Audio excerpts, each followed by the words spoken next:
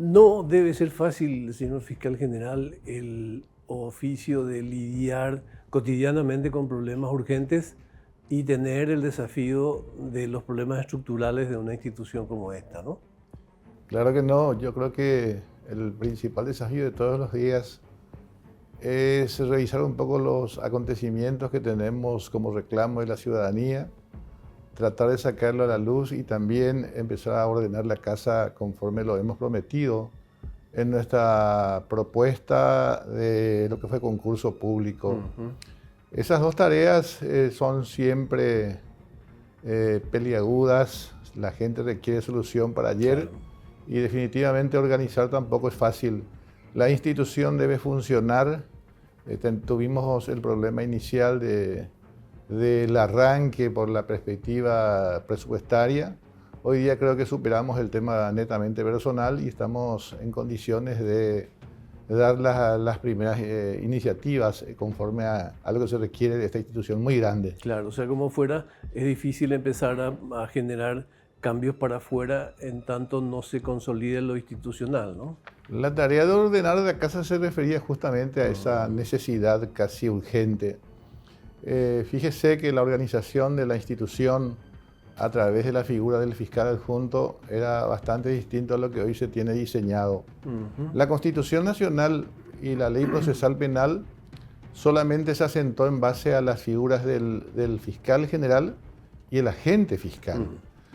Hacía falta una suerte de control interno que, como tiene alcance nacional la institución, se asentaba en la figura del fiscal adjunto. Mm. Esa es una institución que fue creada por la Carta Orgánica del Ministerio Público y tenía la intención, obviamente muy buena, de asentar a cada jefe, diríamos en esos términos, de la Fiscalía en cada zona, en cada circunscripción judicial. Hoy tenemos también la impronta de que no tenemos todos los fiscales adjuntos necesarios. Nosotros precisaríamos, conforme a esta organización, por lo menos 23 y tenemos operativos 17. Ajá. Tenemos todavía algunas zonas que están duplicadas.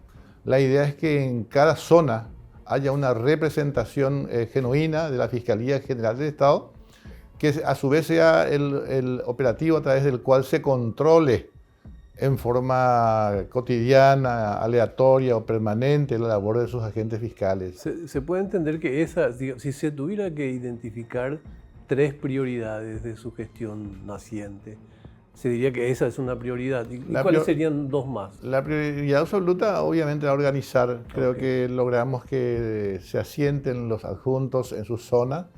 También logramos otra vez de nuevo el afianzamiento de la figura del agente fiscal presente en el escenario del crimen y desde ahí evaluar la información. Después de esa organización primaria, obviamente la tarea misional, el ejercicio de la acción pública, la formación del caso penalmente relevante mediante esa labor es la labor que más conocemos, sin descartar que también hay otras misiones que son muy importantes. El problema del medio ambiente, las comunidades indígenas, la lucha contra el crimen organizado, la lucha contra el terrorismo, etcétera, son otras prioridades que prácticamente son para ayer. Cuando usted habla de la prioridad que el agente fiscal esté en el lugar, significa, digamos, superar esas prácticas de delegatura a instancias inferiores de estas coberturas, ¿no? Correcto. Nosotros teníamos como experiencia reciente, creo que también influenciado por el tema de la pandemia, que la gente quedaba en casa. Y fíjese que la lucha contra la criminalidad, el ejercicio efectivo del ius puniendi pasa por la presencia física del agente fiscal. Yo he sido juez investigador en los primeros seis años del ejercicio de mi función y esa presencia primaria, casi en la concomitancia con el hecho, es clarificante. Uno ve desde el escenario aristas que no ve simplemente cuando lee un escrito. Y la delegación de la función para mí es un acto irresponsable, porque finalmente el que va a sostener el caso penalmente relevante en la parte de la investigación preliminar y en la etapa preparatoria es precisamente el agente fiscal. Te dices clarificante, pero también hay otro efecto que es más externo, que es que transmite una impronta muy concreta de la presencia del Ministerio Público con su principal exponente allí donde sucedan las cosas, ¿no? Correcto. Sus principales exponentes Estos regionales. días de Semana Santa yo recorrí el interior. Estuve muy temprano, creo que el Sábado Santo, y vi en un escenario, un acontecimiento criminal, estaba presente la agente fiscal. ¿Y cómo influye en la gente? Porque el personal que va a evaluar está presente ahí. Él capta la información y hasta allá hay una cierta suerte de confianza en la ciudadanía. Estaban las víctimas, los familiares preguntando los acontecimientos y él respondía en forma clara, dándoles contención, y eso creo que es muy importante. Usted mencionó la expresión ciudadanía. Yo no sé si hay estudios recientes, si no hay estudios recientes, apelaría a su percepción.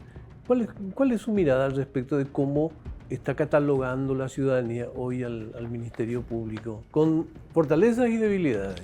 Yo creo que sin pecar de muy optimista, los primeros pasos dados cayó bien a la gente, porque se está demostrando voluntad efectiva de que esto mejore. La representación de la sociedad por primera vez se ejerció y tiene positivismo hoy en la gente, el tema de las lomadas.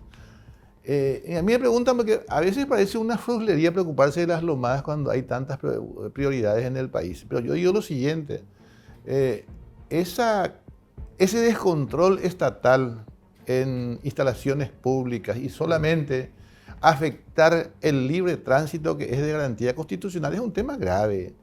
¿Qué se les hizo saber al Ministerio de Obras Públicas? Que efectivamente esto debe parar, debe controlarse. No porque quiere el ciudadano hay que poner ya una lomada que en realidad motiva un tipo legal obstáculo al tránsito terrestre. Y esa mención hoy tiene eco.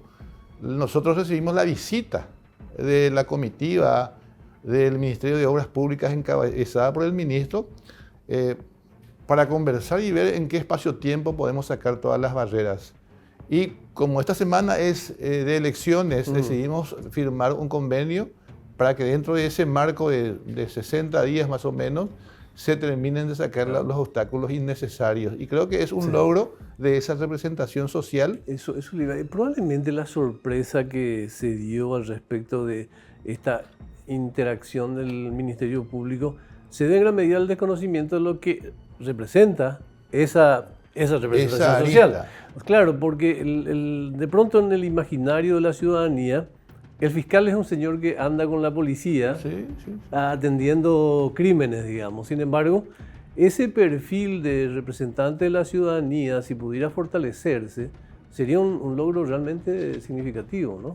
Hay que destacar que no es solamente esa la única arista de la representación social. Hay otras. Por ejemplo, el daño social que causa la destrucción en el medio ambiente.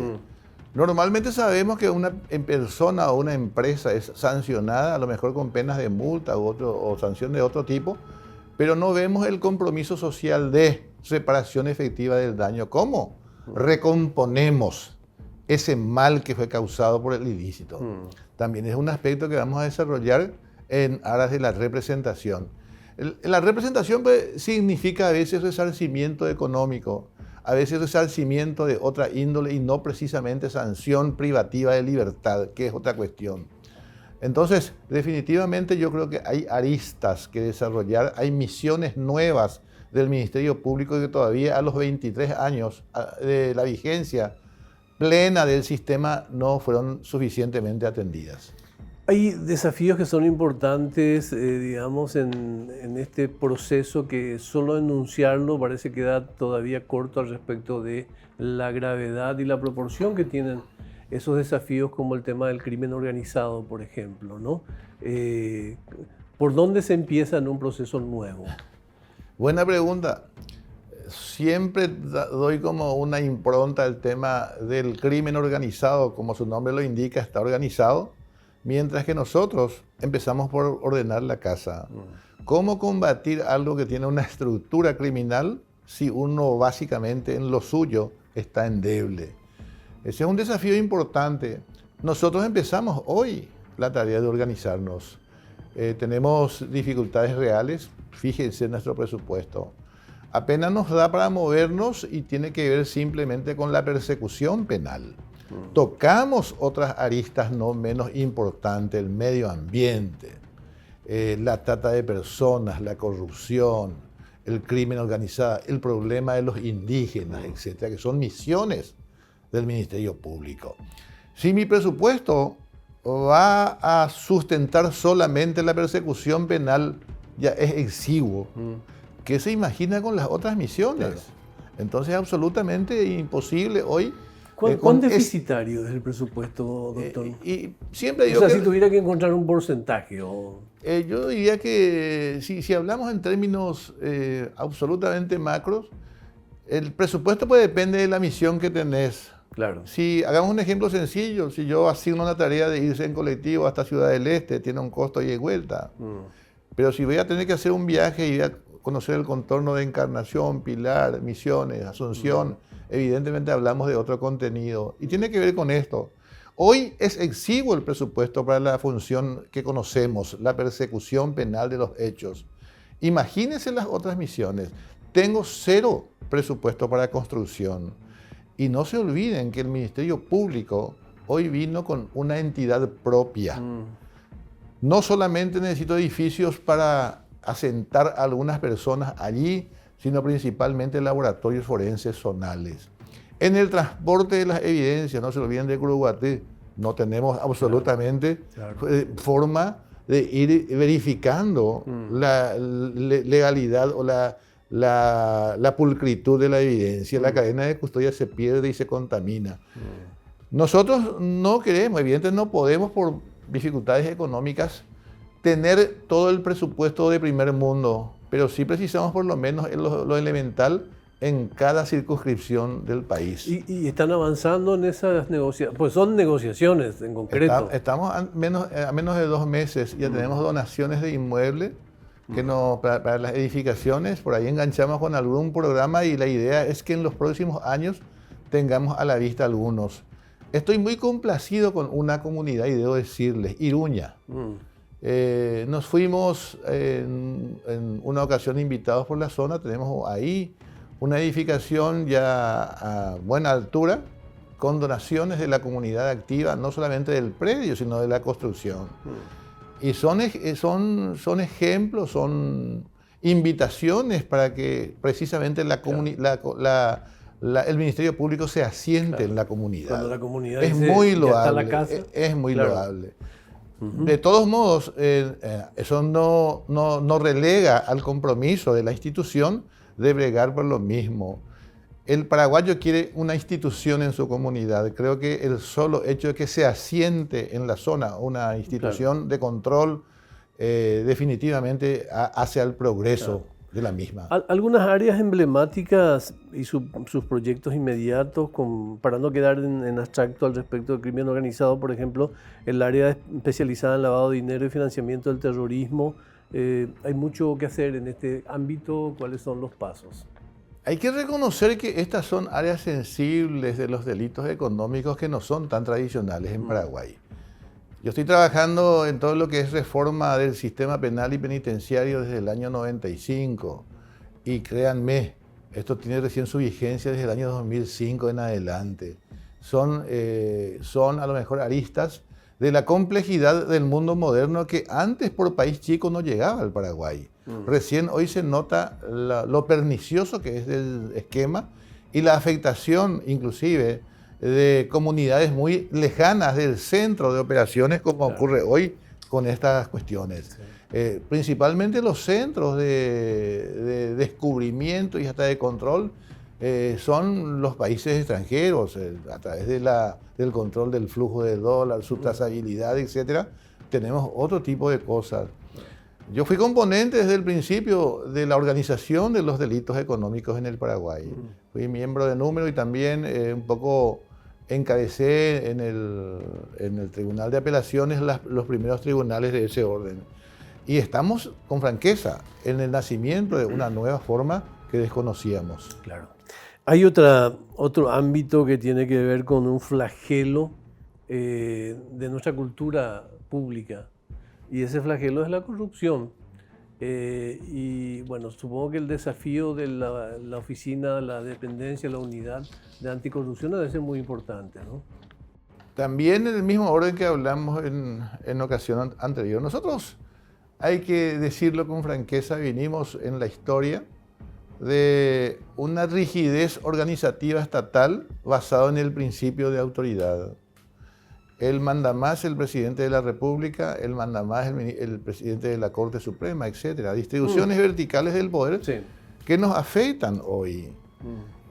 Si nosotros pensábamos que en esa época no había corrupción, estamos equivocados. Solamente que había una centralización y el presidente de la República ordenaba la culpabilidad u ordenaba la inocencia, la impunidad. Alguien dijo una vez con mucha ironía, lo que pasó con la transición es que se democratizó la corrupción.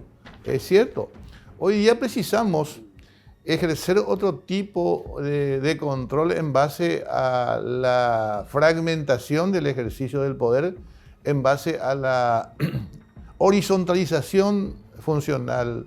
Ya nadie puede garantizarte tu impunidad, a no ser que corra el riesgo de que vaya en la cabeza de él contigo, ¿verdad? Entonces, ese tipo de cosas es lo que hoy hace que se vea que más como permeada la sociedad en la corrupción. Fíjense que en la época del presidente Stroessner, y simplemente graficamos situaciones, el tema de peajes era más o menos la caja chica. Así mismo. ¿Quién le iba a pedir cuentas en qué rendía o no?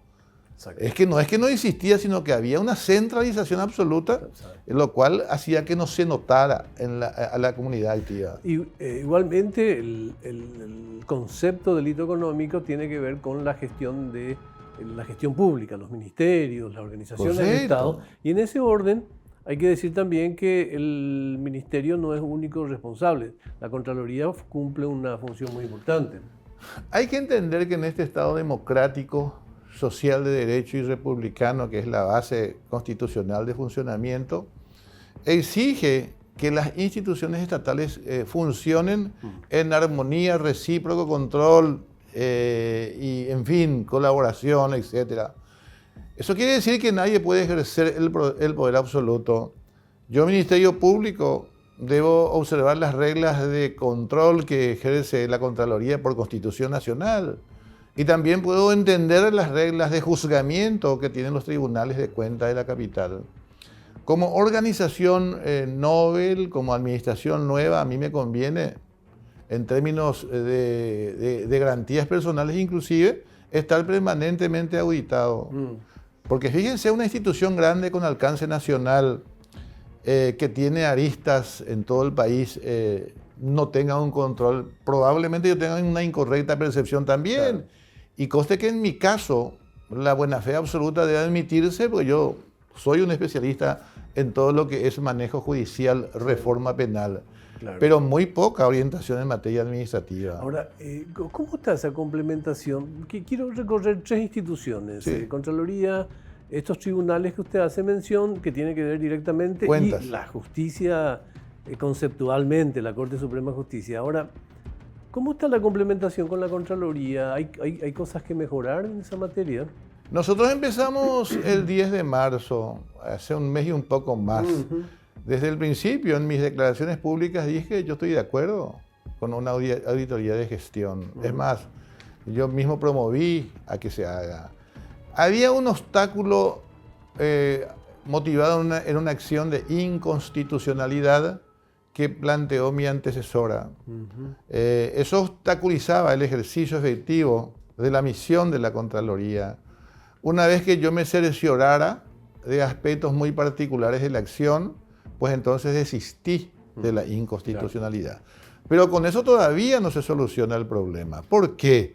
Porque ese es un acto particular de una entidad accionante, el Ministerio Público, que debe recibir la complacencia del Poder Judicial, de la Corte Suprema, que debe decir, se hace lugar a la desestimación. Luego de esa resolución, y una vez que quede firme, debería en todo caso la Corte Suprema de Justicia enviar un oficio al Tribunal de Cuentas para que también devolviera los documentos. Toda la tramitación civil es absolutamente formal y rigurosa. Para lo cual ya no tengo mayor protagonismo. Hoy está en el campo del Poder Judicial definir ese tema del desistimiento a la acción que yo instalé no hace mucho tiempo. Claro. A propósito de la Corte Suprema de Justicia, la relación institucional, aparte de las relaciones que siempre son amables, ¿hay cuestiones que mejorar en la interacción entre ambas instituciones? Definitivamente nosotros tenemos... Usted que tiene experiencia de haber estado en las dos. Tenemos necesidad de instalar un diálogo más fluido. Fíjense que en todo este proceso de instalación de un agente fiscal, de un fiscal adjunto, el Ministerio Público no tiene ninguna intervención. No puede proponer, no puede aconsejar, pero hace falta que haya por lo menos una comunicación, porque nosotros necesitamos en el Ministerio Público de gente especialista en este nuevo orden penal. La misión así lo exige. Simplemente el buen abogado, o el excelente, o el mejor egresado no me servirá probablemente a mi propósito si no está entrenado a los fines de la persecución penal. Y en ese orden yo creo que más que nunca se impone la necesidad de coordinar, claro, de ejercer una suerte de recíproco control, por más que en los papeles, en las cartas orgánicas no se prevé la intervención, se tiene que otorgar un protagonismo. Y en eso solamente diálogo.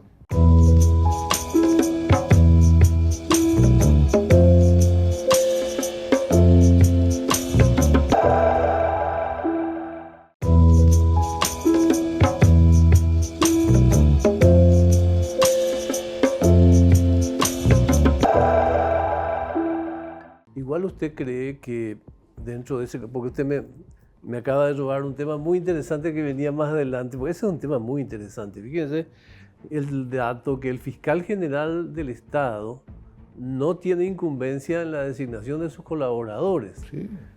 Y es muy curioso porque eso no sucedería en otras instituciones. Entonces, ¿amerita, le parece a usted, de futuro una revisión de las herramientas organizativas o eso lleva...?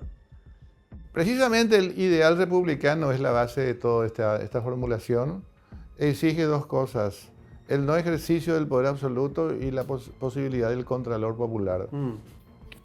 Y en ese orden creo que es muy importante que se vaya motivando nuevas orientaciones y nuevas construcciones jurídicas que le den mayor soporte a este modelo de Estado. Siempre digo, yo soy un poco optimista. Los esquemas de reforma deberían asentarse en 3 generaciones. La primera, los primeros 25 años, es de conocimiento. Estamos a 23 años de la formulación práctica, nos faltan 2, todavía débiles. El segundo periodo, la otra generación, hasta el 2050, debería ser de afianzamiento, ¿verdad? Y la última etapa, ya por el 2075, debería ser de asentamiento definitivo. Son escalas graduales que a veces nos asusta a la gente si lo comparamos con la edad biológica. Pero no se olviden, claro, de un detalle: el sistema dogmático tradicional escriturista que rige todavía para lo civil tiene 20 siglos de tradición. Sí, sí.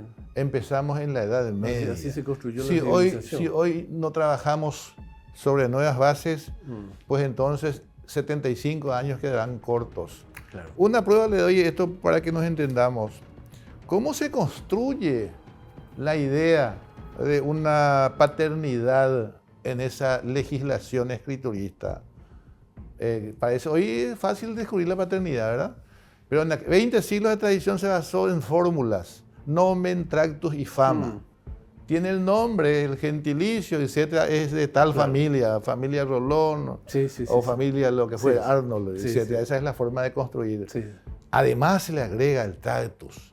Las veces que venía don Emiliano de algún lado le traía un regalo, le tenía un afecto especial. Y además la gente cree luego que es su hijo. Exacto. No había ninguna certeza científica en esto, pero cómo el derecho se asentó por 20 siglos. ¿Cuánto tardó en estos esquemas formularios? ADN, ¿no? Imagínense.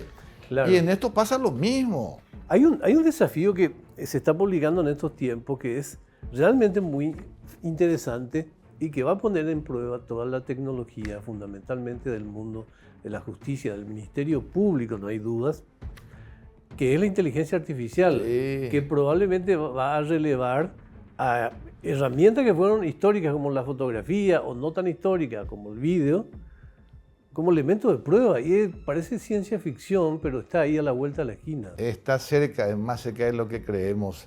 Hay desafíos muy importantes, la tecnología aporta lo suyo, pero también aporta lo que nosotros pretendemos como humanidad.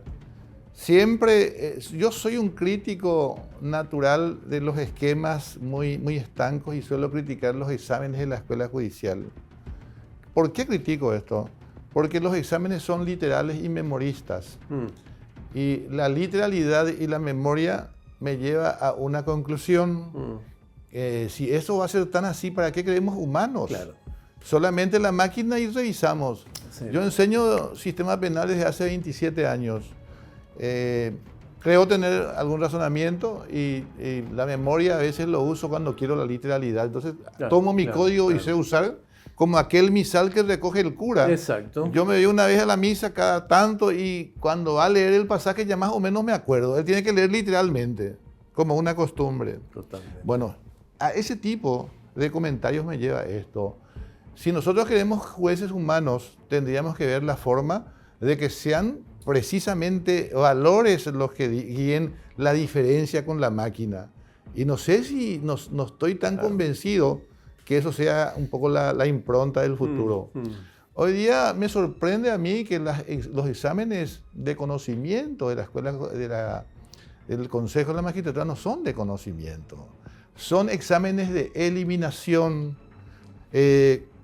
cáscaras de banana para que te equivoques. Cuando uno tiene una estructura amplia, ya tiene una experiencia larga, ya tiene conceptos universales superiores a lo que la simple norma puede transcribir. Y creo que la literalidad no conduce precisamente a un fin bueno. Ahora, me aprovecho de esta perspectiva tan interesante que abre en relación a la escuela. ¿Qué abogados y concomitantemente qué jueces y qué fiscales estamos forjando en las escuelas de ley? Y tenemos dificultades. La pandemia no colaboró en mucho. Yo tengo que contar con mucho pesar de que tengo experiencias negativas con el tema de los exámenes, de las clases virtuales. Y les cuento como experiencia. En una ocasión se me ocurre tomar intempestivamente un examen. Estamos hablando de gente egresada de la universidad, fiscales, jueces. Y se me ocurre en un momento dado tomar un examen intempestivo con la obligación de que al término lo hacen en el sistema. Al día siguiente, cuando reviso, me parecieron familiares los términos. Observé, imprimí todo completo en escrito y vi que es solamente una respuesta y 40 copiadas con faltas y defectos. Me parece que nos volvió idiotas el tema, que no nos percatamos que damos la prueba escrita y dejamos en el sistema de nuestra deshonestidad. Y creo que es un ejemplo que simplemente a lo mejor coadyuva con el orden tradicional de la explicación del maestro, pero no debe ser el único método. La escuela es fundamental en este ámbito de la justicia, en el ámbito de la policía, en otras, porque fíjese que si el proceso de formación no es sólido, la planta no crece bien, digamos, ¿no? Y fíjese, nosotros tenemos más o menos la misma edad, la misma generación. ¿De qué nos acordamos? ¿De aquel profesor exigente? Claro. ¿O porque era chueco o lo que sea? Pero qué bien nos llegaba. Hoy esa armonía ya no existe. El cursante se va en su vehículo manejando. ¿Qué concentración puede tener? ¿Qué captación de las ideas del maestro puede tener si no está ni siquiera atento a lo que se dice? Algunos más que profesores eran maestros. Sí, señor. Ejemplos de la vida. Te palmoteaba, te decía algunas cosas que te servían siempre. Hoy no existe esa posibilidad. Hay un flagelo, doctor, que se ve en las encuestas que suelen ser muy frecuentes en todo este tiempo, que es que los ciudadanos piden dos cosas esencialmente: empleo y seguridad, ¿verdad? En realidad, sí, empleo y seguridad, esencialmente. Y cuando hablan de seguridad, los ciudadanos no están hablando no están pensando en el robo de un banco o el EPP, sino el robo de la esquina de la casa, del celular, de la billetera. Debe ser un problema complejo administrar este proceso, fundamentalmente por las quejas que existe de que se le detuvo a alguien, salió el otro día, que no parece una queja, o sea, hay un perfil ahí de humanismo detrás de todo eso.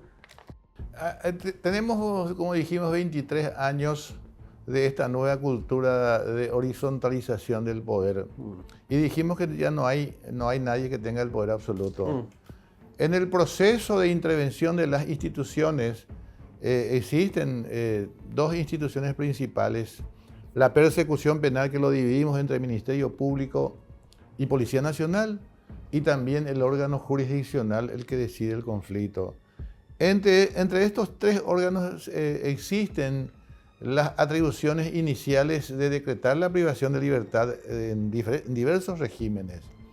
La aprehensión es una facultad policial que requiere de muy poco estándar informativo, flagrancia en la consumación de un hecho. Y a partir de ahí, como es de duración corta, la policía lo ejerce dentro del espacio-tiempo de 6 horas, luego del cual tendría que haber una orientación superior en el hecho punible para que el fiscal se haga responsable y decretar la detención preventiva. La detención preventiva es el segundo rango de responsabilidad fiscal, estándar informativo un poco más superior que la flagrancia, porque significa que debe haber elementos más o menos puntuales que aconsejan la privación de libertad. Y el último estándar, la prisión preventiva, es del juez.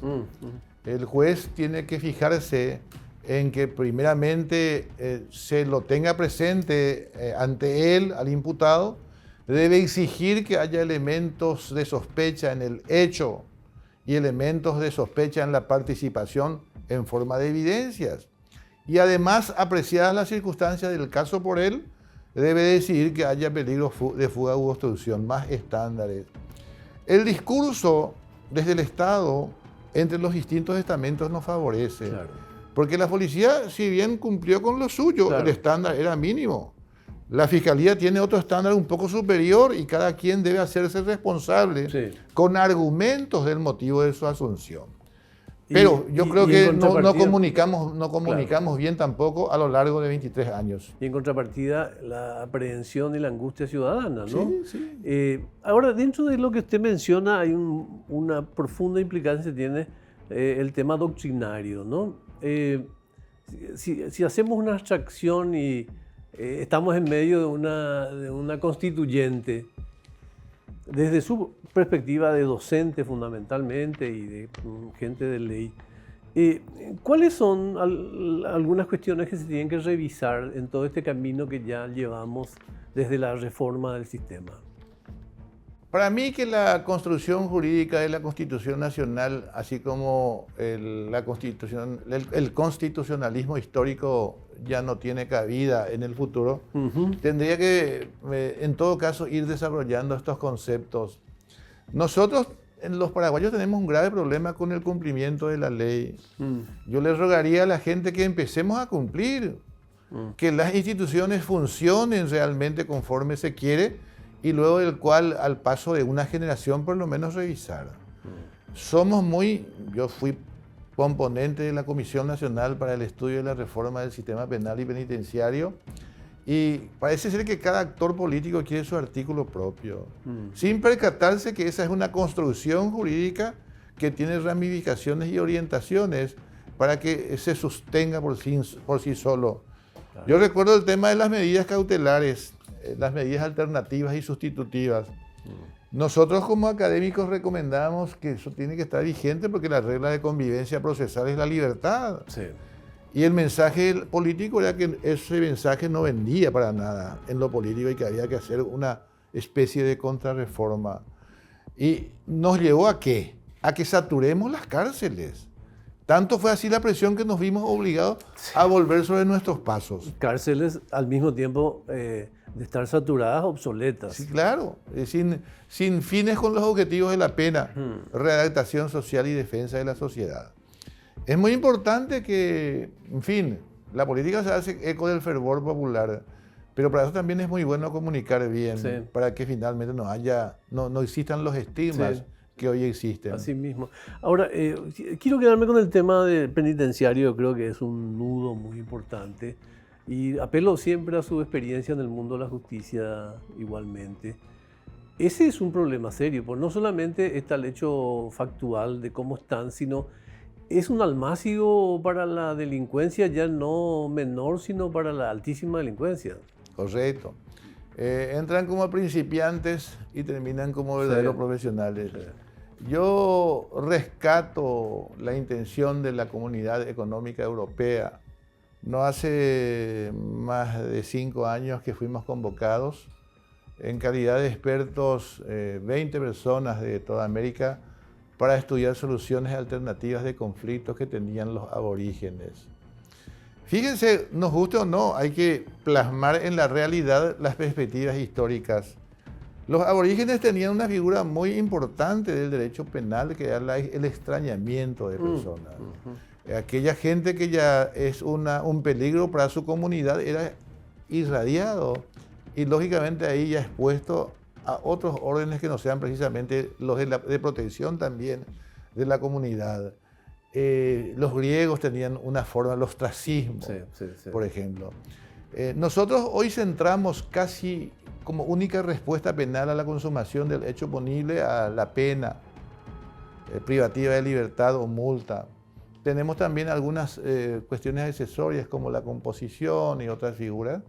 Creo yo que es el momento de instalar otras formas, porque quiera sea o no, y no me estigmaticen por ello, pero el hecho de que alguien lo tengamos afuera de nuestra comunidad ya es una respuesta, porque ya nos ha constituido un peligro, ya no puede volver. Y no cualquier comunidad. Es un hecho complejo porque no se trata de cualquier conglomerado, sino se trata del más sensible, del último eslabón en la atención de las políticas públicas, como son los pueblos originarios, ¿no? Claro que sí. Solamente para hacer una referencia, hoy tenemos también una segunda respuesta penal a la consumación del hecho, que son las medidas de seguridad. Pero estas medidas de seguridad todavía no lo dimensionamos en su justo alcance, porque hoy lo entendemos como un complemento de la pena, y la pena siempre debe ser única, no puede ser duplicada. Lo que sí se pretende con ello es la necesidad de que haya una suerte de extinción del peligro que genera la actitud criminal de un sujeto. Yo creo que en los próximos tiempos tendremos las primeras orientaciones en las decisiones de la propia Corte Suprema de Justicia, y yo aguardo con expectativa. Claro. La corrupción, pero no ya como un hecho externo. El agente fiscal y los colaboradores en general del mundo, el Ministerio Público, están en constante contacto con el crimen y ello supone tentaciones. ¿Cómo piensa abordar esa cuestión? Nosotros tenemos en criminología, que es una materia muy importante del sistema penal, la enunciación de diferentes formas de control del comportamiento criminal, y una de ellas es la del observador participante. El observador participante es el sujeto que logra mimetizarse en el mundo circundante, estar atento a la evolución o la involución del sujeto observado, que también tiene un riesgo, el hecho de contaminarse. Y un poco creo que ese es el tema actual de la corrupción. Si nosotros no trabajamos sobre valores, si no somos capaces de reconstruir desde el origen, si no atendemos la comunidad de indígenas en las calles, los niños desprotegidos, evidentemente el futuro no es tan promisorio. Nosotros atacamos el resultado, pero no los orígenes del mal, que son los que realmente deben preocuparnos en esto de ir evolucionando. Dos últimas. El tema de las drogas es un problema desde la perspectiva del consumo, de la perspectiva del crimen. Dos caminos que se tienen que transitar, uno que es mucho más educativo, que tiene un rol también del Ministerio Público. ¿Qué comentarios podría hacernos al respecto? Y el represor, por supuesto. En nuestra época de juventud casi no había drogadicción y prácticamente los únicos problemas que existían eran de menor entidad, los enfrentamientos callejeros después de las fiestas. Hoy es imposible tener esa misma dimensión del problema. Eran también, un poco el tema de las drogas, eran de gente muy privilegiada en lo económico, sí. y prácticamente en los estamentos medianos por abajo no llegaba nunca. Hoy Un el peligro 5.000 está en los barrios humildes, Sí, sí. en los cracks, y nuestro grave problema, no tenemos forma de tratar esos males. Creemos que son ya prácticamente una escoria, pero que escoria, si lo consideramos hoy así, en el futuro en realidad son realmente delincuentes. Y esa es la preocupación mayor para mí, porque este Estado democrático parece ser que no logró todavía afianzar a sus instituciones de control y no logró todavía afianzar un sistema de salud adecuado a la desintoxicación. Exacto. Entonces, Ese es un tema complejo. Ese es un punto clave, porque fíjense, pero muy preocupado. Se está multiplicando, digamos, el número de chicos afectados que terminan teniendo su implicancia en materia de seguridad, ¿no? Primero, la salud de los mismos. Empecemos por ahí. Sí. No sé si las instituciones nos volvimos débiles o todavía no adquirimos la fortaleza en esto de horizontalización del poder, pero es un desafío a atender y muy preocupante que lanzamos para la comunidad futura. Finalmente, la memoria del fiscal Marcelo Pecci debe ser un faro que ilumine hacia adelante, ¿no? ¿Qué se recoge de esa memoria? El comportamiento rectilíneo de cualquier hombre que ejerce su misión en el Estado es siempre digno de emular. Es muy importante que el Ministerio Público, no por el acontecimiento luctuoso que todos sentimos, sino tener como una imagen permanente, una memoria viva, que honre su accionar. Nosotros instalamos la idea estos días de estar presente en los escenarios, no precisamente para encontrar los defectos que hay que decir en forma clara, no con esa intención, sino precisamente para darle un poco de fuerza, porque el ser humano necesita de motivación, la motivación de un ciudadano ejemplar, de un agente fiscal que se empeñó su misión como debe hacerlo, y la presencia permanente de la gente de contra los jefes, que le da una palabra de aliento en momentos difíciles, es necesario. La memoria de Pecci está en el corazón de todos los agentes fiscales permanentemente, supongo, ¿no? La familia Pecci en sí tiene mucha raíz en el sistema de justicia nacional. El doctor Francisco Pecci Manzoni es magistrado, catedrático universitario, persona de absoluta honorabilidad, y su hijo, por supuesto, su familia, para nosotros tiene muy grata memoria. Entonces, la comunidad asunceña es pequeña, nos conocemos todos y tenemos entre nosotros un ejemplo vivo, pues entonces es la línea recta a seguir. Le agradezco su tiempo. Muchísimas gracias.